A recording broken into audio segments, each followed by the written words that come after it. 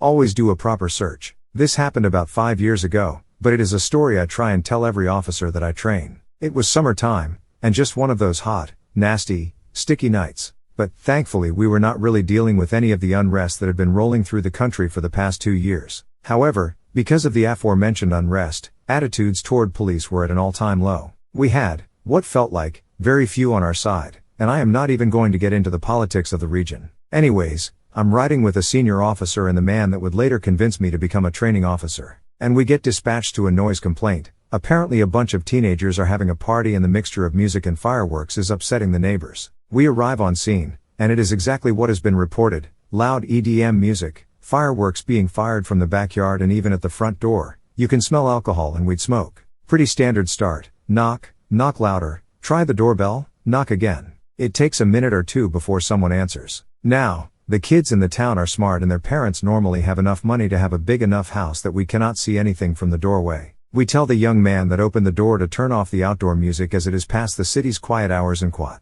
We also remind him that fireworks are illegal in the county. He assures us that he is going to turn the music off directly, and that the fireworks aren't coming from their property, but from the field behind them. Likely story. But we didn't actually see any fireworks after we pulled up to the house, so we can't confirm. So far, pretty routine, nothing of note, until a teenaged girl comes wandering into the foyer, while taking a big drink of her twisted iced tea. Before I even get a word out, my partner calls her out by name. She is apparently on the cheer team with my partner's daughter. So, we detain her, and since we were all young and stupid once, my partner is trying to get a hold of her parents, but reminds me that since we are detaining her, we have to run her. And while she isn't exactly taking us seriously, as well as calls us pigs and the one that caught me was N. Our killers and quad. Yes, this little like 90-pound, 5'0" teen is saying shit like that. Disrespect. Anyways, my partner and I don't expect to have anything flagged when we run her, but we are wrong. Bench warrant for FTA on a pending charge of disturbing the peace and resisting arrest. I call my partner over, and ask if he want to break the new, or should I? Well, the way we normally work arrests, assuming they are not resisting,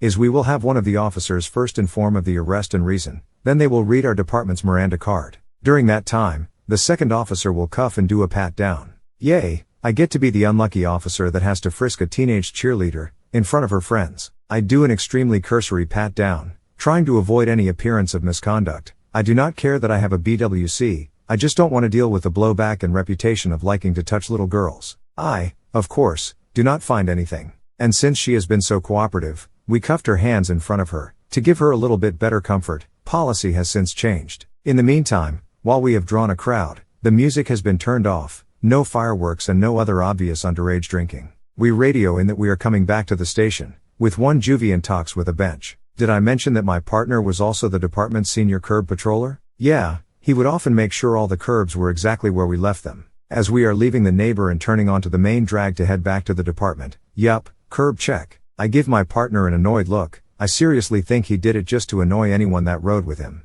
But seconds later we hear an oh shit from the back. I wish I could tell you that it was from her going to be sick, or that she was warning us of what was coming, i.e. poopy pants. But no, I don't think anything would have prepared me for what I saw when I looked into the back. She had taken out one of the cheap box knives that have the scored blade that can be easily broken off, and had cut deep into her leg. When we hit the curb, apparently it stabbed and broke. I'll just leave it at that. Yeah, blood all over the backseat. I tell partner to pull over, radio for a bus, and I grab out little first aid kit. As soon as we pull over and I rip open the door, she at first starts acting like she had forgotten what she had just done and tried to pull away from me. After I told her that I have to try and get her bleeding to stop from her self-inflicted stab wound, she sobers up a bit, remembers what happens and completely panics, seeing the blade in her thigh. I managed to, with what little we had, tape some cardboard to the blade in hopes it wouldn't cut anyone else, apply a pressure bandage and get it taped. EMS arrives and we transfer her into their care and follow them to the hospital. Rest of the night was spent in the ED until she was admitted for a 72 psych hold before being released back to us. Turns out, the box cutter was hidden in her bra, and had I done a proper frisk, running my hands along the underwire and upper sternum, I likely would have found it and avoided this whole mess. Takeaways: always do a proper search. You just might prevent yourself, your partner or your arrestee from getting hurt. For those that care, she was diagnosed with some mental issues and got the help that she needed.